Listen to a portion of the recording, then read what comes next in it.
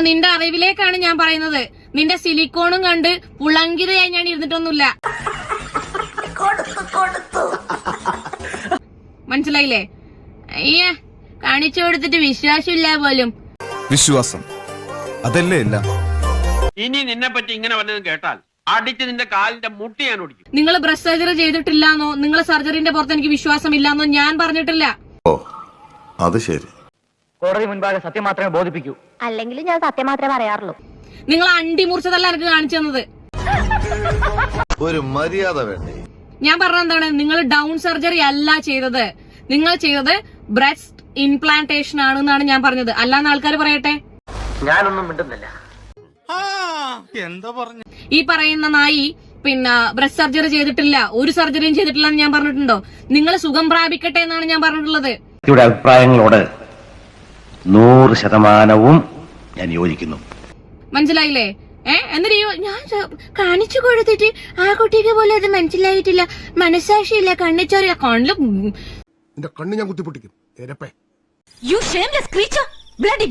ഞാൻ പറയുന്നില്ല. ഞാൻ നടന്ന് നിങ്ങൾ മര്യാദ കണ്ട വീഡിയോ കാണ്. ഞാൻ എവിടെയും പറഞ്ഞിട്ടില്ല നിങ്ങൾ സർജറിയെ കഴിഞ്ഞിട്ടില്ല. ഇപ്പൊ എനിക്ക് സംശയമുണ്ട്. സ്വാഭാവികം.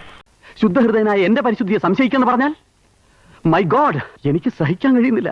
വിവിന്റെ വീഡിയോയില് പിന്നെ വേറെ ഏതൊരു ട്രാൻസ് വുമൺ ആയിട്ടുള്ള ആള് വന്നിരുന്ന് പറയുന്നുണ്ട്, റെനെ മെഡിസിറ്റിയിൽ വിളിച്ച സമയത്ത് അവര് ബബ്ബ അടിക്കുന്നുണ്ട്, ജാസി പിന്നെ വേറെ ഏതോ ആവശ്യത്തിനാണ് വന്നത്, സർജറി ചെയ്യാനല്ല വന്നതെന്നൊക്കെ പറയുന്നുണ്ട്.